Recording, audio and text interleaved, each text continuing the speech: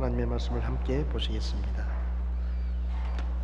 로마서 12장 1절 2절 말씀을 함께 보시겠습니다. 우리 한 목소리로 같이 읽도록 하겠습니다. 로마서 12장 1절 2절입니다. 그러므로 형제들아, 내가 하나님의 긍휼을 힘입어 너희에게 간청하노니 너희는 너희 몸을 거룩하고 하나님께서 받으실 만한 살아있는 희생물로 드리라. 그것이 너희의 합당한 섬김이니라. 너희는 이 세상에 동화되지 말고 오직 너희 생각을 새롭게 함으로 변화를 받아 하나님의 그 선하시고 받으실 만하며 완전하신 뜻이 무엇인지 입증하도록 하라. 아멘. 서신 채로 잠깐 기도하겠습니다. 지금도 살아 계셔서 우리를 보시고 우리에게 말씀하시는 하나님, 이 시간 우리에게 친히 말씀하시고 우리 안에 계신 성령님께서 그 말씀을 깨닫게 하시며 듣고 깨달을 뿐만 아니라 우리가 믿고 순종함으로 하나님의 말씀의 역사를 경험할 수 있도록 저희들을 도와주시기를 원합니다. 저희들이 하나님의 뜻을 말씀을 통해 살필 때 하나님 우리에게 지혜를 주시고 부족한 종에게 성령의 능력으로 말씀을 잘 전할 수 있도록 도와주시옵소서. 이 시간 모든 시간을 주님께 맡기고 예수님의 이름으로 기도했습니다. 아멘. 자리에 앉으시겠습니다. 오늘 본문 로마서 12장 2절을 보면 하나님의 뜻을 살펴라 그렇게 말씀하고 있습니다. 하나님의 뜻을 분별하는 것, 특별히 구원받은 그리스도인들에게는 하나님의 뜻이 무엇인지를 분별하는 것이 아주 중요합니다. 우리는 매일마다 선택을 합니다. 그 선택의 갈림길에서 어디로 가는 것이 하나님의 뜻일까? 그것을 늘 생각하고 기도하고 묻기도 하죠. 근데 지난 시간에도 말씀을 드렸지만은 우리 한 사람 한 사람을 향한 하나님의 뜻은 좀 다를 수 있습니다. 그리고 그때마다 우리는 하나님의 뜻을 물어보아야 되고 또 살펴보아야 합니다. 근데 우리 각 사람을 향한 그런 하나님의 특별하신 뜻이 있는가 하면 구원받은 모든 성도들에게 동일하게 하나님께서 말씀하시는 하나님의 뜻도 있습니다. 우리 각 사람을 향한 특별한 뜻을 이렇게 알아보는 것은 사실 쉽지 않습니다. 많이 물어봐야 되고 말씀을 묵상해야 되고 또 이런저런 일들을 통해서 우리가 하나님의 뜻을 살피는데 구원받은 모든 성도들에게 하나님이 요구하시는 것은 생각처럼 그렇게 알아내기가 어렵지 않습니다. 우리가 어떤 사람의 마음이나 뜻을 알려고 하면 사람의 경우에는 제일 쉬운 방법이 대화하는 겁니다. 대화. 저 사람이 나에게 뭘 원하나 그걸 알려고 하면 그 사람의 말을 들어보면 알 수 있죠. 물어보면 됩니다. 내가 뭘 하면 되겠느냐? 그러면 그 사람이 뭐라고 얘기를 하면 저 사람은 나한테 이런 뜻을 가지고 있구나 하는 것을 우리가 쉽게 알 수 있죠. 마찬가지로 하나님의 뜻을 아는 것도 사실은 그렇게 어렵지 않습니다. 하나님의 뜻을 알 수 있는 제일 쉬운 방법은 이 성경을 통해서 우리가 하나님의 말씀을 알 수가 있습니다. 왜냐하면 이 성경은 하나님의 말씀을 기록한 책이기 때문에 이 책을 통해서 우리는 하나님의 말씀을 들을 수가 있고 하나님의 말씀을 들으면 하나님이 이런 것들을 원하시는구나 하고 쉽게 깨달을 수가 있습니다. 그래서 성경을 보면 하나님께서 모든 그리스도인들에게 공통적으로 원하시는 분명하게 말씀하시는 그분의 뜻이 있는데 이것을 보편적인 뜻이다 그렇게 이야기할 수 있습니다. 지난 시간에 우리가 몇 가지를 좀 살펴보았습니다. 성경을 통해서 하나님이 우리에게 분명하게 알려주신 그분의 뜻, 하나님을 사랑하고 이웃을 내 몸과 같이 사랑하라 그것이 하나님의 뜻이라고 우리에게 말씀하십니다. 하나님의 말씀을 기준으로 정의와 공의를 행하는 삶을 살라. 그것이 하나님의 뜻이다. 또 사람들 앞에서 착하게 살아서 우리가 비난을 받지 않고 우리의 삶을 통해 하나님께 영광을 돌리는 그런 삶을 사는 것이 하나님의 뜻이다 라는 말씀을 드렸습니다. 또 형제에게 이유 없이 화를 내거나 욕하지 말고 화를 내더라도 하루 이상을 넘기지 말라는 것이 하나님의 뜻이다. 또 형제나 혹은 다른 사람과 뭔가 좀 껄끄러운 그런 불편한 관계가 있을 때는 예배를 드리기 전에 먼저 화해를 하고 예배를 드리는 것이 하나님이 원하시는 것이다 라는 말씀을 드렸습니다. 또 맹세하지 말라. 그리고 대화를 할 때는 애매하게 대화를 하지 말고 예 아니오를 분명하게 해서 정직하게 진실을 말하라 라는 것이 하나님의 뜻이라는 말씀을 드렸습니다. 어떠세요? 한 주간 동안 좀 실천을 하셨나요?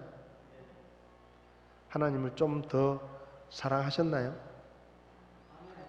여러분의 이웃들에게 좀 더 사랑을 실천하셨나요? 하나님 앞에서 옳은 일들을 좀 많이 하셨습니까? 왜 대답을 안 하세요?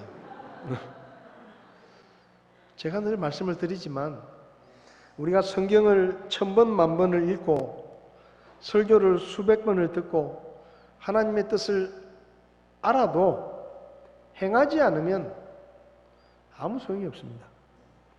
그러니까 알면 해야 우리가 변하는 것이죠. 우리가 하나님의 뜻을 알더라도 그 뜻을 실천으로 옮기지 않으면 아무것도 달라지지 않습니다. 그리고 중요한 것은 우리가 하나님의 말씀을 통해서 하나님의 뜻을 깨닫고도 그 말씀에 순종하지 않으면 그 말씀의 능력이 우리에게서 나타나지 않습니다.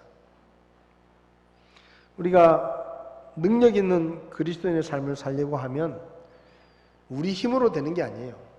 하나님의 말씀의 능력이 우리에게서 나타나야 되는데 데살로니가전서 2장 13절을 보면 이런 까닭에 우리가 또한 하나님께 끊임없이 감사를 드리면 너희가 우리에게서 들은 하나님의 말씀을 받을 때 그것을 사람들의 말로 받지 아니하고 하나님의 말씀으로 받았기 때문이니 진실로 그러하도다. 그 말씀이 또한 믿는 너희 안에서 효력 있게 일하느니라 이렇게 말씀합니다.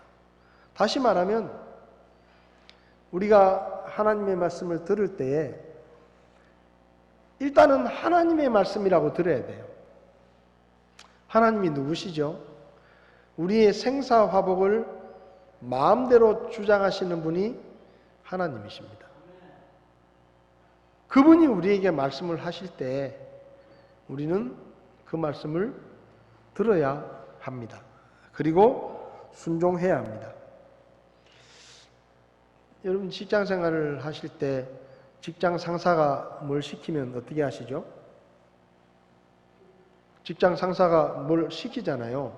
이 일을 좀 해라. 그러면 여러분은 어떻게 하십니까? 오늘 제 컨디션이 안 좋았어요. 못하겠습니다. 딴 사람 시키십시오. 오늘 제가 기분이 별로거든요. 그러니까 저한테 말 걸지 마세요. 오늘 제 맘대로 할 거예요. 여러분 그렇게 하시나요? 그렇게 안 하시잖아요. 또 여러분의 부모님들이 여러분에게 뭔가를 이야기할 때 여러분 어떻게 하십니까?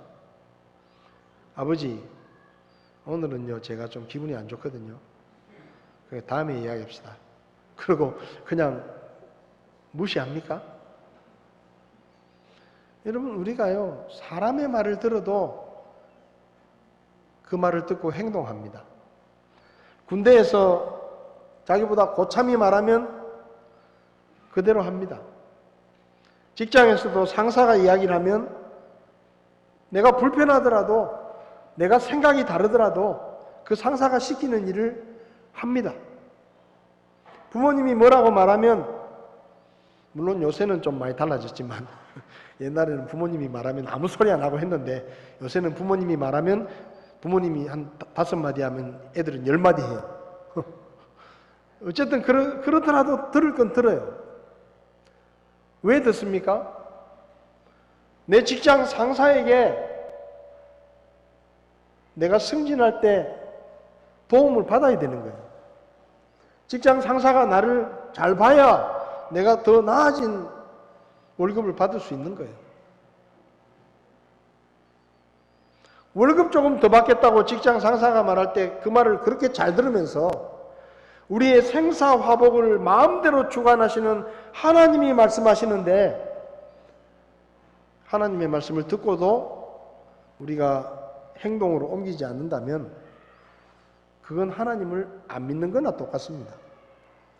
하나님 말을 듣고도 무시한다면은 그건 하나님을 하나님으로 인정하지 않는 것이나 마찬가지입니다.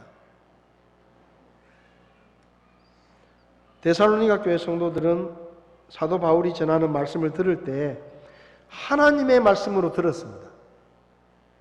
이 말은 사도 바울이라는 사람이 하는 말이 아니라 하나님께서 하시는 말씀이다. 그리고는 그 하나님의 말씀을 받고 순종했어요. 그랬을 때 그들 가운데서 말씀의 능력이 나타났다라고 성경은 말합니다. 여러분의 삶 가운데 하나님의 말씀의 능력이 나타나기를 원하십니까? 그러면 하나님의 말씀하실 때 듣고 동의만 하지 말고 순종하십시오. 행동으로 옮기십시오. 그래야 그 말씀의 능력이 우리에게 나타나게 되고 우리가 달라지고 변하게 되는 것입니다. 오늘도 몇 가지 우리를 향한 하나님의 보편적인 뜻을 살펴볼 텐데요. 지난 시간에 이어서 6번째입니다. 6번째. 악에게 스스로 복수하지 말고 선으로 악을 이기라. 이것이 하나님의 뜻입니다. 마태복음 5장에서 계속해서 예수님은 산상수훈을 통해서 구원받은 성도들이 어떻게 살아야 할지를 말씀하고 있는데 38절부터 보면 그들이 말한 바 눈은 눈으로 이는 이로 갚으라 한 것을 너희가 들었으나 나는 너희에게 이르노니 너희는 악에게 맞서지 말라. 누구든지 내 오른뺨을 치거든 그에게 다른 뺨도 돌려대며 또 어떤 사람이 너를 법에 고소하여 내 덧옷을 빼앗으려 하거든 내 겉옷까지도 가지게 하고 또 누구든지 너로 하여금 억지로 오리를 가게 하거든 그와 함께 십리를 가며 내게 구하는 자에게 주고 내게 빌리고자 하는 자를 너는 물리치지 마라. 이렇게 말씀하십니다. 악에게 맞서지 말라. 우리가 살아가다 보면 어떤 사람들로부터 부당한 대우를 받을 수도 있고 어떤 사람이 나쁜 마음을 가지고 우리를 괴롭히거나 우리에게 피해를 끼칠 수도 있습니다. 그런데 그럴 때 그런 악에게 맞서지 말라고 예수님은 말씀하십니다. 이 말씀은 악을 행하는 사람에게 무조건 참고 굴복하거나 굴종하라는 뜻이 아닙니다. 그러니까 어떤 사람들이 우리를 악하게 대할 때 거기에 대해서 무조건 참아주고 무조건 복종하듯이 굴종하라는 뜻이 아니고 이 말씀은 맞서지 말라는 뜻은 스스로 복수하려고 하지 말라는 뜻입니다. 우리가 어떤 부당한 대우를 받거나 억울한 일을 당하더라도 그것을 스스로 복수하려고 하지 말라는 뜻입니다. 아무리 구원받은 사람이라도 우리를 괴롭히거나 누군가가 부당한 대우를 하면 화가 납니다. 복수하고 싶은 생각이 들 수도 있어요. 그런데 구원받은 사람은 화는 나더라도 복수를 해서는 안 된다라고 예수님은 말씀하시는 겁니다.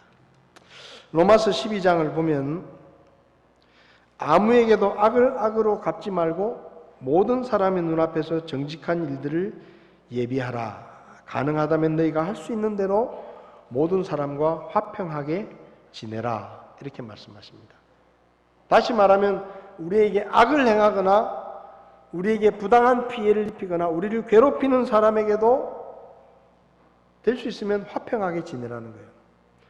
근데 여러분, 우리를 괴롭히거나 우리에게 나쁜 마음을 가지고 우리를 힘들게 하는 사람과 화평하게 지내려고 하면 우리가 어떻게 해야 됩니까? 맞서서 싸우고 복수를 하면 화평하게 지낼 수가 없어요. 그래서 우리가 참아야 돼요. 우리가 좀 봐줘야 돼요. 복수하고 싶지만 복수하지 말아야 되는 겁니다. 근데 성경을 보면 이 말씀 뒤에 무슨 말씀이 있는가 하면 로마서 12장 17절 18절을 제가 읽었는데 19절에 극진히 사랑하는 자들아 너희 스스로 원수를 갚지 말고 도리어 진노하심에 맡기라. 기록된 바 원수 갚는 일은 내 것이니 내가 갚으리라 주가 말하노라 하였느니라. 그러니까 하나님께서 우리에게 그냥 무조건 참아라. 억울한 일을 당해도 네가 무조건 참아라. 무조건 네가 이해해라. 그렇게 말씀하시는 게 아니에요. 내가 갚아주겠다는 거예요. 내가 갚아주겠다. 그러니까 너희가 복수하려고 하지 마라. 너희가 안 갚음을 하려고 하지 마라. 그건 내가 알아서 할 테니까 너는 스스로 복수하려고 하지 말고 화평하게 지내라. 그렇게 말씀하시는 거예요. 여러분, 사실은요, 어떤 사람이 나에게 나쁘게 대한 것을 복수하려고 하면 굉장히 피곤합니다. 복수가 그냥 됩니까? 고민을 해야 돼요. 어떻게 복수할까? 내가 이걸 어떻게 갚아줄까? 생각을 해야 됩니다. 또 작전을 짜야 돼요. 그냥 되는 게 아무것도 없어요. 내가 이 사람을 이렇게 골탕을 한번 먹여야 되겠다. 그러면 뭔가 또 내가 노력을 해야 돼요. 또 연구를 해야 돼요. 그리고 대부분의 복수는 만족할 만큼 복수가 안 됩니다. 내가 복수를 하고 나서 와 시원하다. 이 정도면 충분하다. 드디어 내 원수를 갚았다. 이렇게 생각할 수 있을 만큼 충분하게 복수가 안 돼요. 그렇게 충분하게 복수를 하면 더 큰 문제가 생겨요. 예를 들면 정말로 화가 나가지고 저놈 자식 내가 막 밤길에 그냥 막 좀 패버려야 되겠다. 그래가지고 그냥 뒷골목에 숨어 있다가 내 친구들 덩치 좋은 애들 몇 명 데리고 와가지고 몇 대 쥐어박았다. 시원하게 복수는 했을지 모르지만 그 다음에 경찰서 잡혀갑니다. 대부분의 복수는 정당한 방법으로 이루어지지 않습니다. 아주 악하고 아주 비열한 방법으로 복수는 이루어집니다. 그래서 대부분의 복수는 죄로 연결되기가 쉽습니다. 또 스스로 복수한다고 나섰다가 누군가에게 해를 입히거나 손해를 끼쳤다가는 그것 때문에 더 큰 피해와 더 큰 어려움을 당할 수도 있어요. 그래서 하나님께서 뭐라고 말씀하시느냐? 야, 극진히 사랑하는 자들아, 내가 너희를 정말로 사랑하는데 복수하려고 하지 마라. 너희가 더 괴롭다. 그러니까 그건 내가 할게. 악역은 내가 맡으마. 하나님 이렇게 말씀하시는 거예요. 악역은 나에게 맡겨라. 하나님께서 우리에게 악한 일을 행하는 사람에게 무조건 참아라. 그런 뜻이 아닙니다. 내가 갚아줄 테니까 너는 피곤하게 원수 갚으려고 하지 말고 그냥 놔두고 너는 선을 행해라. 그렇게 말씀하시는 거예요. 여러분, 우리가 스스로 복수하지 않고 하나님께 우리가 당한 부당함과 억울함을 호소하면서 원수를 갚아달라고 맡기면요, 이게 복수의 차원이 달라집니다. 차원이 달라져요. 우리가 복수하는 것과는 비교도 안 될 만큼 하나님께서 철저하게 응징하십니다. 그러니까 우리가 섣불리 복수하는 것보다 그냥 하나님 앞에 부탁하는 게 나아요. 하나님, 저 사람 손 좀 봐주십시오. 맡기라는 거예요. 여러분, 이게 나쁜 게 아니에요. 성경에 맡기라 그랬잖아요. 다윗이 얼마나 간절하게 기도합니까? 원수를 위해서 기도할 때 하나님 원수들의 씨를 말리십시오 이러면서 기도하고요. 하나님께서 저 사람들을 멸해 주십시오. 그렇게 기도합니다. 근데 그게 시편에 다 적혀 있어요. 예수 믿는 사람들이 억울한 일을 당하면 무조건 참는 게 아니고, 우리가 왜 참느냐? 우리가 사람이 좋아서 참는 게 아닙니다. 힘이 없어서 참는 게 아니에요. 하나님께 맡기라고 하셨기 때문에 우리가 참는 거예요. 그래서 로마서 12장을 계속 보면 원수 갚는 것은 하나님께 맡기고, 네 원수가 줄이거든 먹을 것을 주라. 네 원수가 목마르면 마실 것을 줘라. 그러면 그게 그 머리에 불타는 숯을 올려놓는 거하고 똑같다. 이 말씀이 얼마나 무서운 말씀인지 모릅니다. 우리가 억울한 일을 당할 수 있어요. 예를 들면 학교에서 폭력을 당할 수 있어요. 학교 폭력. 괴롭힘을 당할 수 있습니다. 근데 이제 내가 복수를 하겠다고 도장에 나가죠, 보통. 도장에 가가지고 태권도를 배워. 제가 싸움을 좀 잘하고 싶은데, 그럼 도장에 가서 또 사범한테 배웁니다. 배워가지고 한 몇 개월 뒤에 이제 열심히 배워가지고 몇 개월 뒤에 이제 딱 그 친구가 또 시비를 걸면 따라와. 이래가지고 뭐 복수를 시원하게 합니다. 배웠다 이 말이에요. 근데 그렇게 할 수도 있는데, 왜냐하면 그냥 계속 당하고 있으면 사람들이 더 만만하게 봐요. 나한테 악을 행하고 부당하게 대하는데도 내가 참고 그냥 참아주면 더 만만하게 보고 더 괴롭히고 더 악하게 대하고 우리를 더 무시하고 더 핍박할 수도 있어요. 근데 그래도 복수하지 말라는 거예요. 왜요? 하나님이 그걸 다 카운트하고 계십니다. 하나님이 다 카운트하고 계세요. 그래서 그게 그 사람 머리에 숯불을 얹어 놓는 거랑 똑같다 이 말이에요. 우리는 착한 일을 하는데, 그 착한 일을 하는데도 그 악한 사람이 뉘우치지 않고 악한 사람이 더 악을 행하면 결과적으로는 하나님의 심판이 더 무서운 심판이 임한다는 거예요. 그래서 복수하지 말라는 겁니다. 여러분, 복수는 또 다른 복수를 가져옵니다. 내가 부당한 대우를 당해서 복수하면 그 사람은 또 더 큰 것으로 복수를 합니다. 그러다 보면요, 3대까지 갈 수도 있어요. 3대까지도 원수가 될 수 있어요. 로미오와 줄리엣이 사랑이 이루어지지 않은 이유가 뭡니까? 두 가문이 원수 가문이에요. 이 원수가 되는 것, 복수는 한 대에 끝나는 게 아니에요. 아버지가 죽으면서 아들아 내 원수를 갚아다오 그러면서 이러면 죽잖아요. 그럼 또 그 아들이 지리산에 들어가가지고 또 7년 동안 검술을 배웁니다. 검술을 열심히 배워가지고 딱 나와가지고 원수의 집을 찾아가서 밤에 탁 집에 들어가서 목에 칼을 딱 겨누고 7년 전 내 아버지를 죽인 니놈을 복수하러 왔다. 내 얼굴을 기억하느냐? 네 죄를 네가 알렸다. 그러면서 이제 아주 멋있게 복수를 하죠. 근데 그걸 또 그 집에 손자가 지켜봐. 그럼 또 손자가 또 그 얼굴을 딱 칼당을 기억하고 또 지리산에 들어가가지고 또 검수를 연마해요. 그리고 또 복수를 하러 와요. 여러분, 복수는 또 다른 복수를 낳고 서로를 피곤하게 할 뿐입니다. 그래서 우리가요, 악한 자에게 부당한 일을 당했을 때는 하나님께 복수를 맡기고 선으로 악을 이겨야 됩니다. 그게 하나님 뜻이에요. 그리고 우리가 누군가에게 악을 행하거나 부당한 대우를 했는데도 그 사람이 참고 가만히 있으면 그 사람을 만만하게 보고 더 괴롭히거나 악하게 대하지 말아야 됩니다. 왜냐하면요, 그 사람 뒤에 하나님이 있어요. 그 사람은 아무 말 안 하고 있지만 그 사람 뒤에 하나님이 카운터를 하고 계십니다. 그리고 하나님이 갚으십니다. 그래서 하나님을 두려워하고 악을 그쳐야 돼요. 학교 폭력을 당하는 일들을 보면 애를 괴롭힙니다.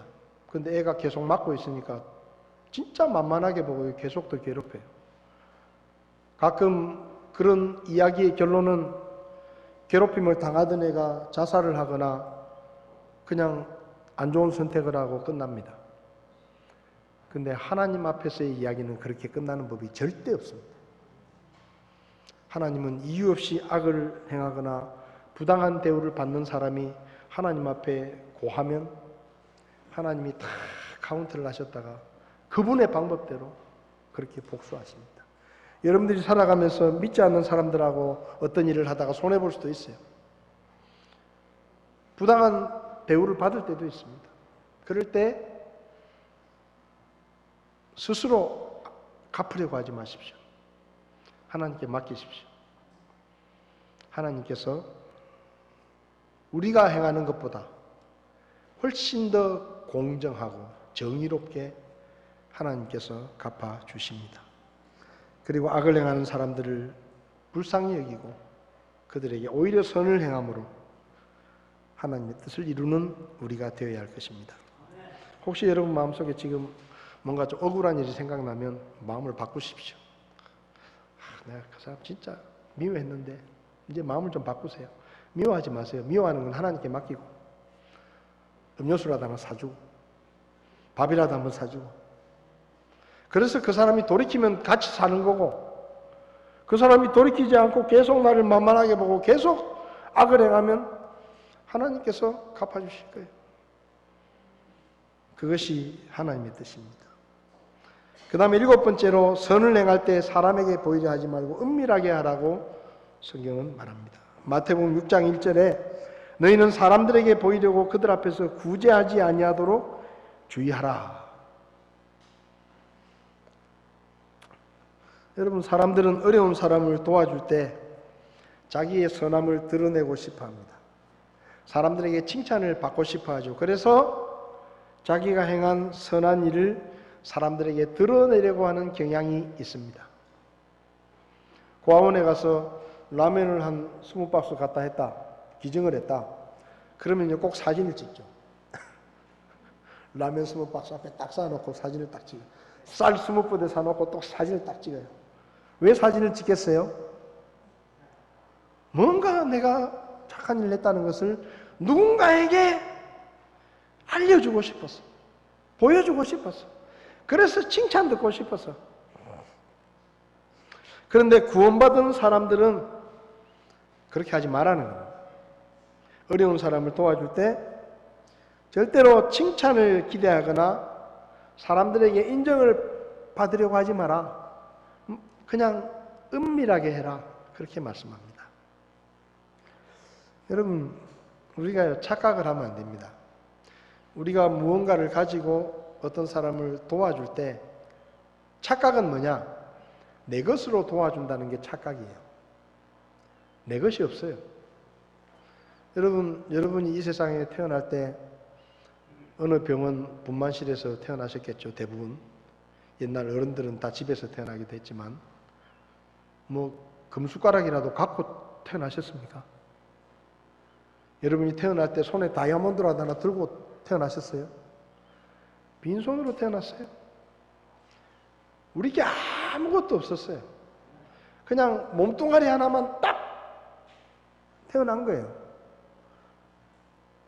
근데 지난 시간 사는 동안 우리에게 돈도 생겼고 옷도 생겼고 집도 생겼고 차도 생겼고 많은 것들이 생겼어요.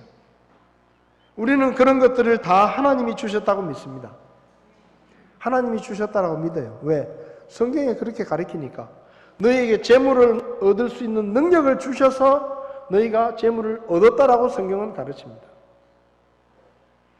그러니까 우리가 가진 모든 것들은 내 것이 아니라 하나님의 것입니다. 하나님의 것으로 누군가를 도우면서 마치 내 것으로 돕는 것처럼 생색을 내거나 나를 드러내려고 하지 말라는 뜻입니다.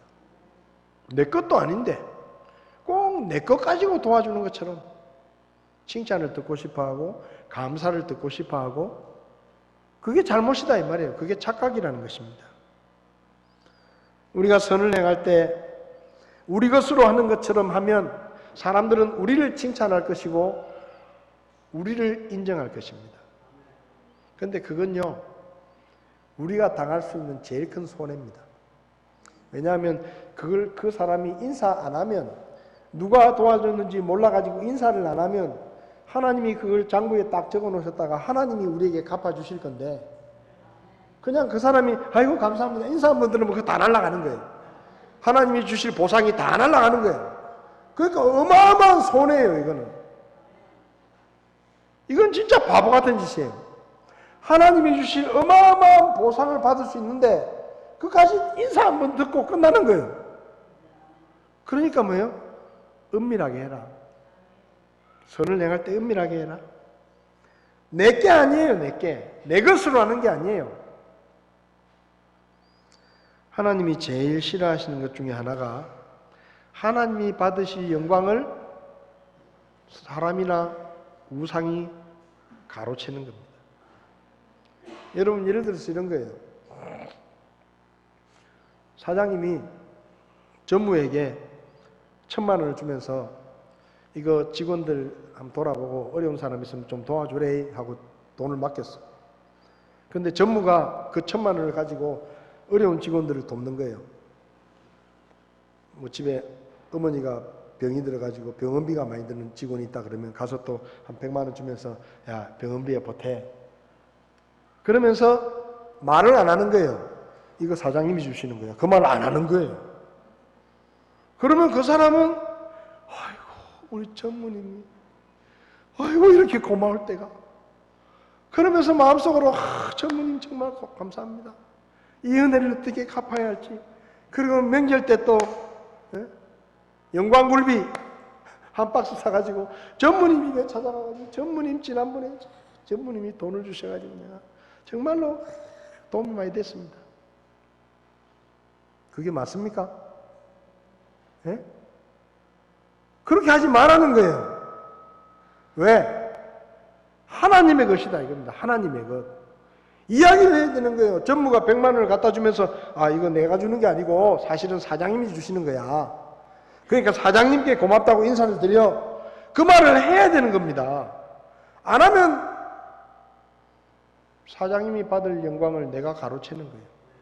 하나님께서 주신 것으로 하는데 우리가 한 것처럼 드러내려고 하면 그건 하나님이 받으셔야 될 영광을 우리가 가로채는 거예요. 하나님이 제일 싫어하시는 거예요. 사도행전 12장에 헤롯이 백성들 앞에서 연설을 합니다. 얼마나 연설을 잘했든지 진짜 말을 잘해가지고 백성들이 와 왕의 연설을 들으니까 그것은 신의 음성이고 사람이 하는 말이 아닙니다. 그러면서 찬사를 보냈습니다. 그러면 헤롯이 뭐라고 말해야 돼요? 여러분 말을 잘하는 재능이 우리 겁니까? 하나님이 주신 겁니까? 아니 목사님 제가요 학원에 가서 열심히 배웠는데요. 그러니까 그건 제 거죠. 천만의 말씀이에요.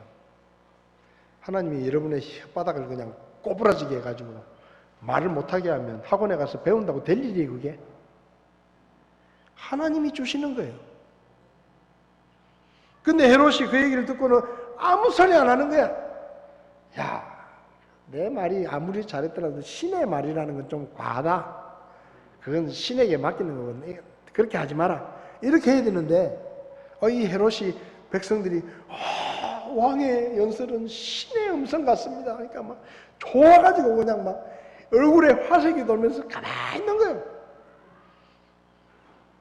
근데 그날 밤에 죽었어.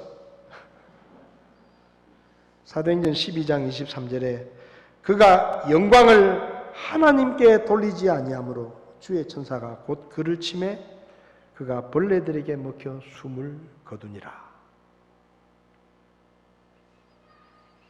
죽고 싶으면 하나님의 영광을 가로채십시오.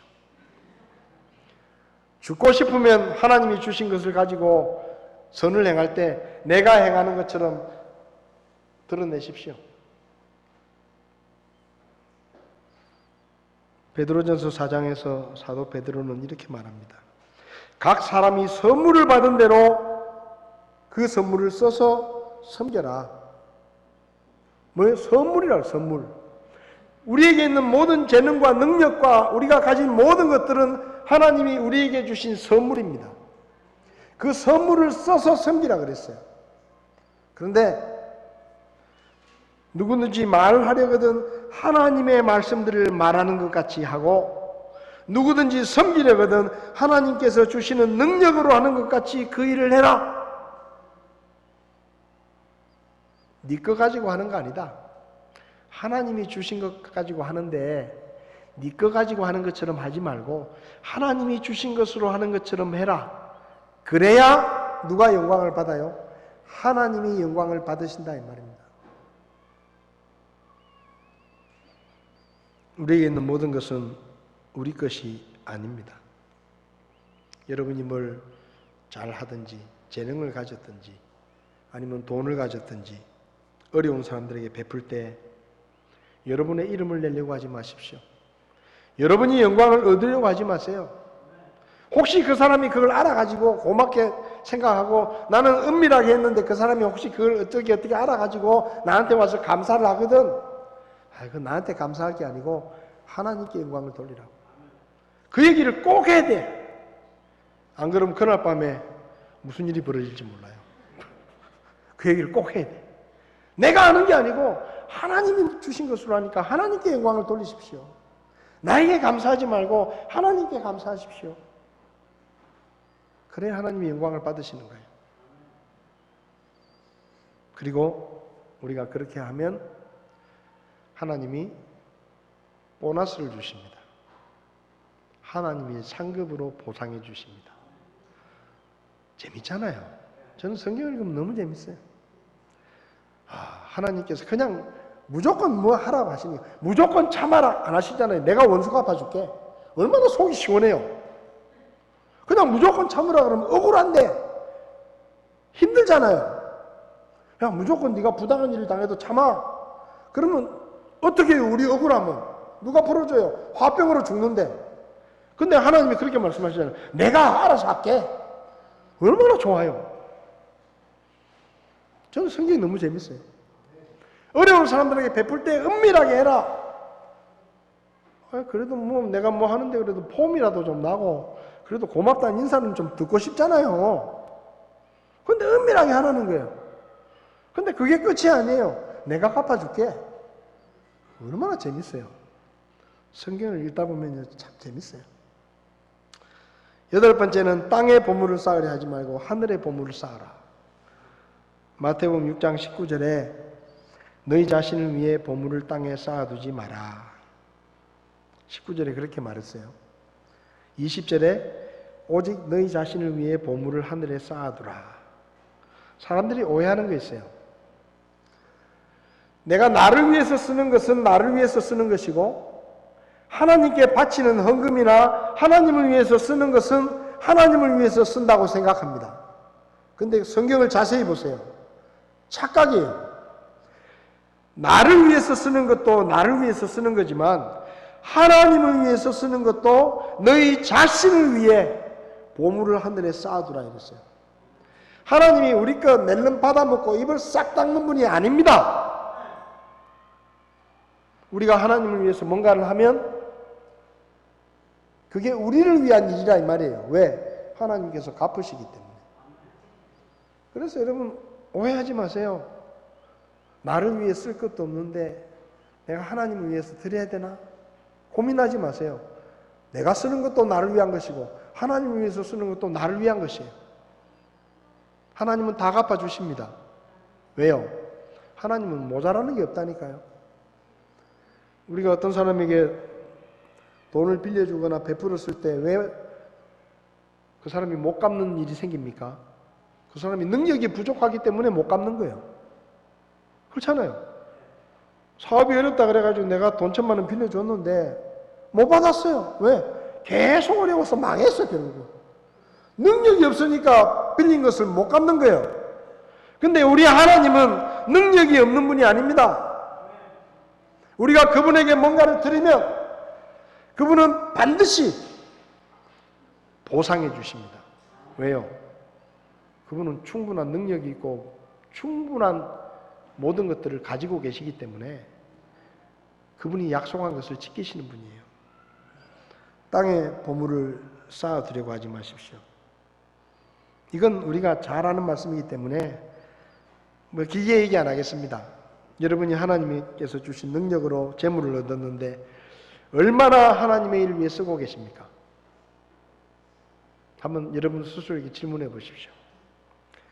여러분의 천국은행 통장에 예금액이 얼마나 있을 것 같습니까?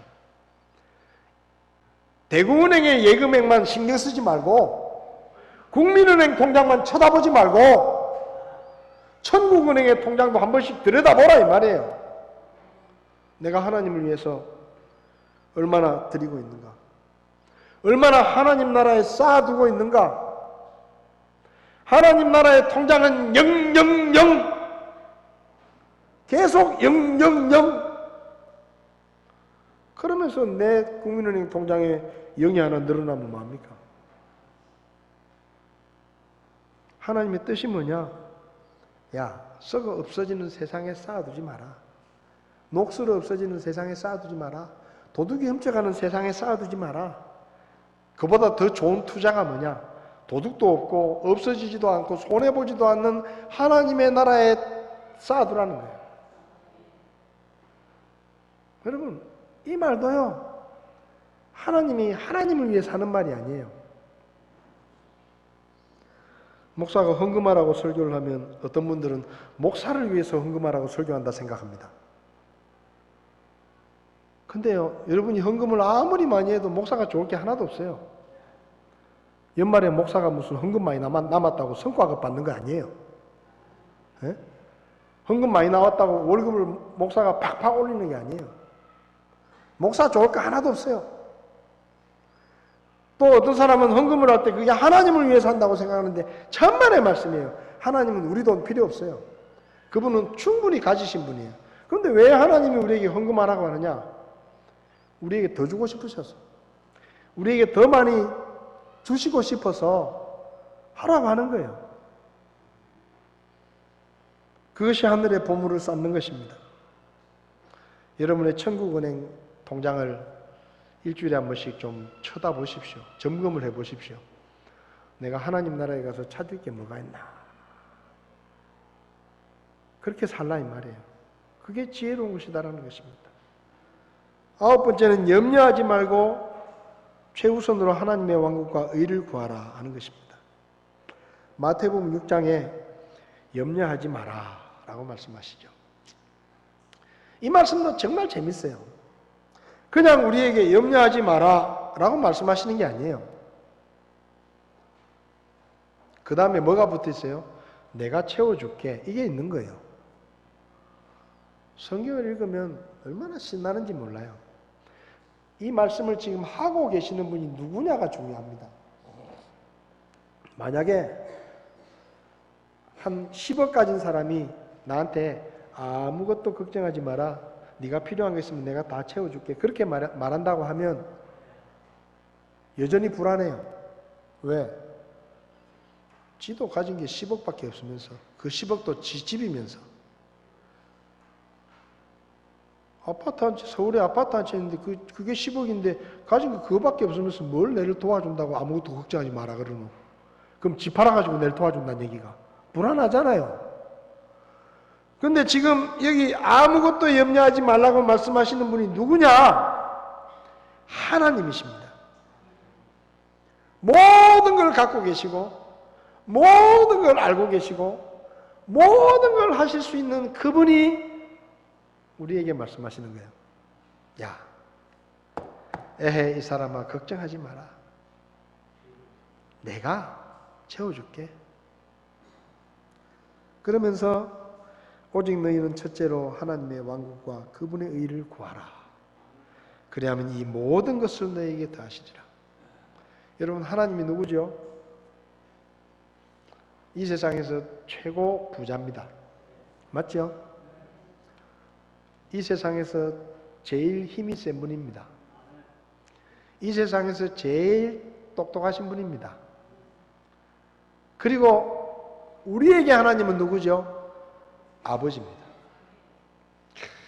이런 아버지 얼마나 우리가 원하고 간절히 원했습니까? 이재용이라는 사람이 뉴스에 나올 때마다 나도 아버지 잘 만났으면 저렇게 살 건데. 그런 생각 안 하세요? 그런 생각 안 하십니까? 차를 타고 가다가 페라리 2억 5천 페라리가 옆에 싹 지나가요. 얼굴을 딱 봤는데 20살 좀 더 됐네요. 그러면 무슨 생각이 듭니까? 아이고, 애비 잘 만나가지고 참 좋겠다. 솔직히 그런 부러움이 있잖아요. 그런 아버지를 간절히 원하는 거 아닙니까? 우리가 손만 벌리면 돈을 얼마든지 줄 수 있고.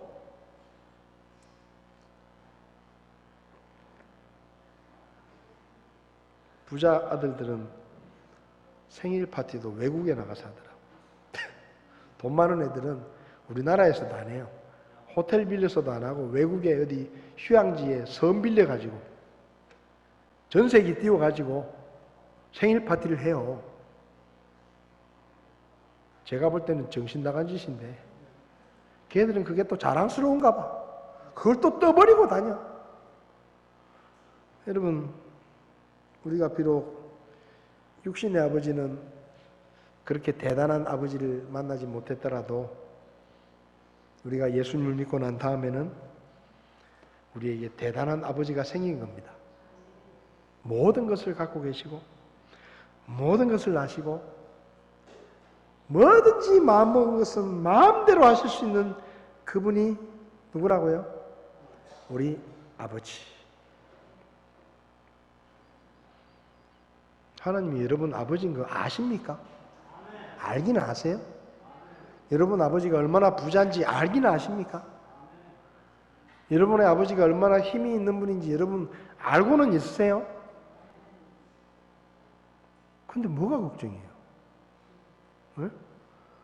자, 여러분 지금 걱정하고 있는 거 저한테 얘기해 보세요. 제가 심사를 해드릴게요.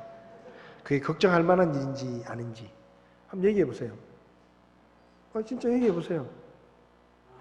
아유, 아들놈이 말을 너무 안 들어요. 아유, 돈이 필요한데 돈이 없어요. 어떤 분들은요, 가끔 목사한테 돈 빌리러 오는 분도 있어요. 목사가 돈이 많은 줄 아는가 봐. 목사님 돈 좀 빌려주세요. 그거 왜 저한테 빌리러 와요? 아버지한테 빌리면 되지. 그 좋은 아버지 놔두고 왜 나한테 와? 여러분, 하나님의 약속의 말씀을 우리가 믿으면 우리의 염려가 다 사라지는 거예요.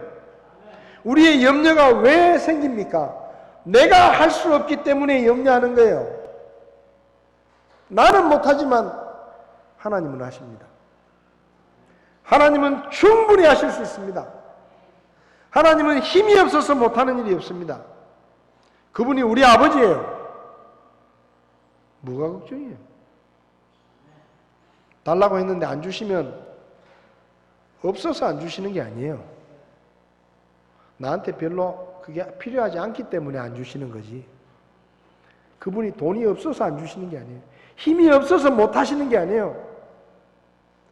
그분은 내가 원하는 대로 다 해주실 수 있는데 아버지니까 아들한테 해가 되지 않는 것은 안 해주시는 것 뿐이에요. 하나님은 사람이 아닙니다. 가끔 사람들이 이야기하는 것을 들으면 하나님을 사람처럼 생각해요. 여러분, 하나님은 우리하고 전혀 다른 존재예요. 사람이 아니에요. 우리는 참다가 못 참으면 주먹이 나가지만 하나님은 끝까지 참으시는 분이에요. 그래서 우리는 하나님에게서 버림받을까 걱정할 필요가 없는 겁니다. 왜? 그분은 끝까지 참을 수 있는 분이에요. 우리는 약속을 해놓고도 마음에 안 들면 약속을 깰 수도 있지만 하나님은 한 번 약속하신 것은 아무리 우리가 마음에 안 들더라도 지키시는 분입니다. 그래서 하나님이 약속을 잊어버리거나 약속하신 것을 까먹을까 봐 걱정할 필요가 없는 거예요, 우리는. 그런데 우리는 그 하나님을 자꾸 사람인 것처럼 생각해. 그래서 불안해요. 염려하지 말라고 말씀하십니다. 하나님은 좋은 아버지입니다.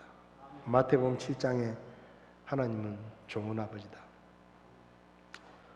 제가 예수님을 믿은 지 40년이 됐는데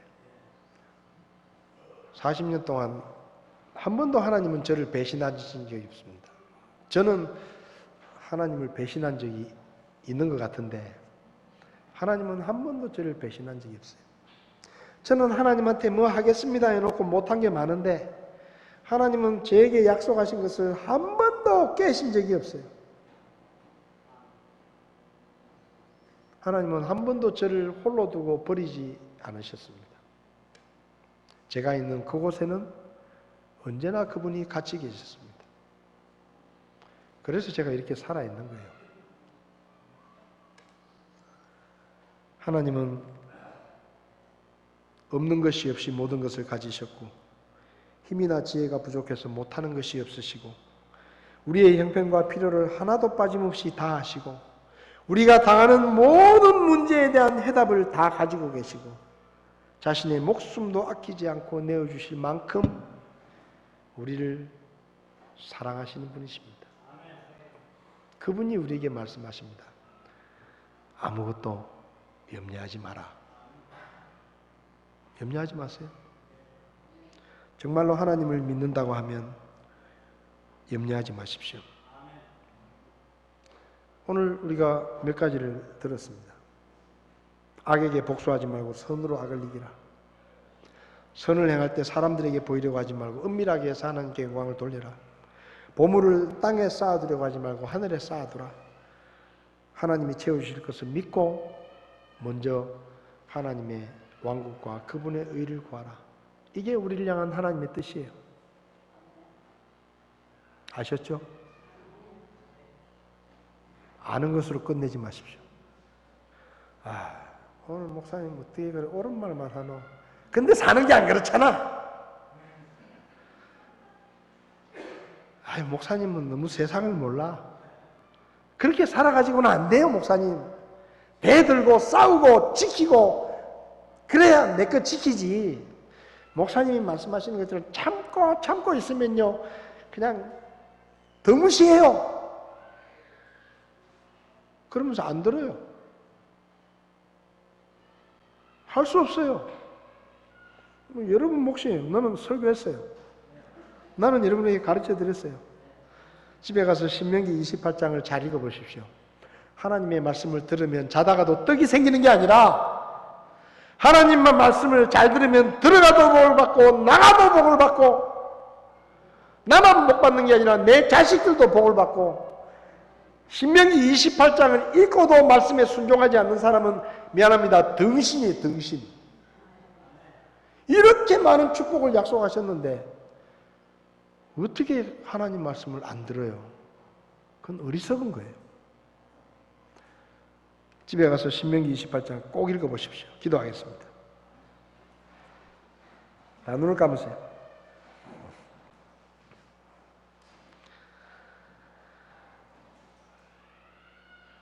이사야 46장을 보면 이런 말씀이 있습니다. 하나님께서 말씀하셔요. 네가 내 명령들의 귀를 기울였더라면 얼마나 좋았을까. 그리하였더라면 내 화평이 강 같았겠고 내 의가 바다 물결 같았으리라. 또 내 씨가 모래 같고 내 뱃속에서 나오는 후손이 그것의 자갈 같아서 그의 이름이 내 앞에서 끊어지거나 멸절되지 아니하였으리라. 남왕국 유다를 향해서 하나님이 말씀하십니다. 네가 내 명령에 복종했으면 평화가 강같이 흘렀을 것이고 좋은 일이 파도처럼 몰려왔을 것이다. 너희 자손이 해변의 모래처럼 늘어났을 것이고 그 이름이 내 앞에서 끊기지도 않고 영원히 멸망하지도 않았을 것이다. 네가 내 말만 잘 들었다면. 여러분 평안을 원하십니까? 하나님이 주시는 기쁨과 행복한 삶을 원하십니까? 그러면 하나님의 말씀에 순종하십시오. 그러면 평화가 강처럼 흐를 것이라고 말씀합니다. 오늘 이 시간에 내 뜻대로 말고 주님 뜻대로 살겠다 결심하십시오. 내 생각이 달라도 주님 뜻대로 살겠다. 세상 사람들이 그렇게 살지 않아도 나는 주님 뜻대로 살겠다. 이 시간 마음에 결심을 하십시오. 그리고 실천하십시오. 혹시 여러분 가운데 목사님 오늘 제가 설교를 들었는데 교회는 왔지만 제가 아직도 예수님을 믿지 않습니다. 저는 구원을 받지 못했습니다. 오늘 제가 죽으면 천국 갈지 자신이 없습니다. 근데 오늘 제가 예수님을 믿기 원합니다. 저도 구원받기 원합니다. 저도 천국 갈 수 있는 믿음을 갖기 원합니다. 혹시 그런 분이 계십니까? 오른손을 잠깐 들어주시면 제가 기도해 드리겠습니다. 아직 구원의 확신이 없으신 분, 오늘 죽으면 천국 갈 자신이 없으신 분, 그런 분 계시면 오른손을 들어주시면 제가 기도해 드리겠습니다. 그런 분 계시지 않습니까? 다 자리에서 일어나시겠습니다. 주님 뜻대로 살기로 했네. 이 찬송 부르실 때 내가 정말 주님 뜻대로 살기 원합니다. 지금까지 내가 내 생각대로 살았는데 뭐 잘 안 됐습니다. 만족스럽지 않습니다. 근데 이제부터 내가 정말 주님 뜻대로 살기 원합니다. 주님이 주시는 복을 받기 원합니다. 그런 분이 계시면 앞자리에 나오셔서 주님 앞에 기도하시기 바랍니다. 제가 주님 뜻대로 살겠습니다. 제가 더 이상 어리석게 내 생각을 따라 살지 않게 해주십시오. 주님 뜻대로 살기 원합니다. 그렇게 결심하시는 분이 계시면 이 찬송 부르실 때 앞자리에 나오셔서 하나님 앞에 여러분의 결심을 아뢰시고 하나님의 도우심을 청하시기 바랍니다. 주님 뜻대로 살기로 했네. 찬송하겠습니다.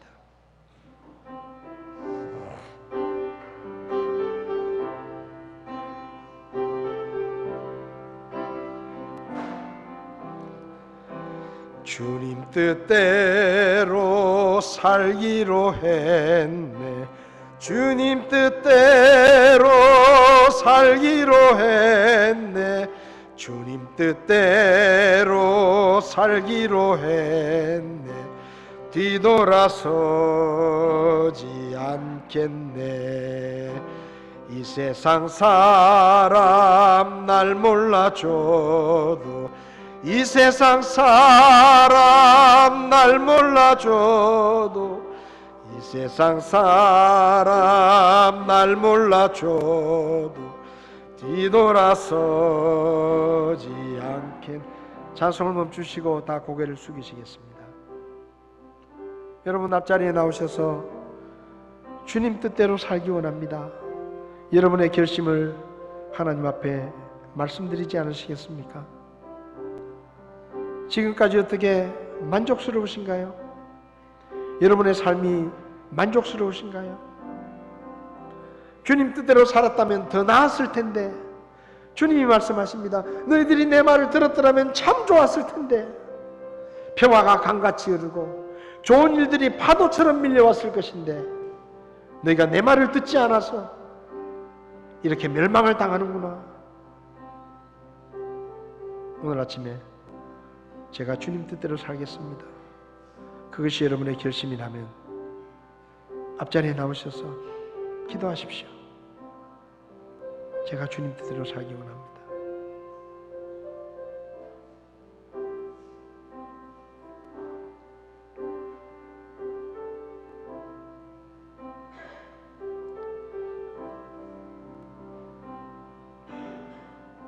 살아계신 주님, 우리의 생사화복을 주관하시는 하나님, 우리 아버지, 하나님께서 우리에게 놀라운 말씀들을 많이 하셨지만 우리가 믿음이 부족해서 그 뜻대로 살지 못할 때가 많습니다. 하나님, 오늘 우리에게 하나님의 뜻을 가르쳐 주셨는데 우리가 그렇게 살 수 있도록 우리에게 믿음을 더해 주시옵소서. 그래서 하나님이 약속하신 그 놀라운 축복들을, 상급들을 받아 누리는 더 풍성한 삶을 살기에 우리를 도와 주시옵소서. 예수님의 이름으로 기도했습니다. 아멘.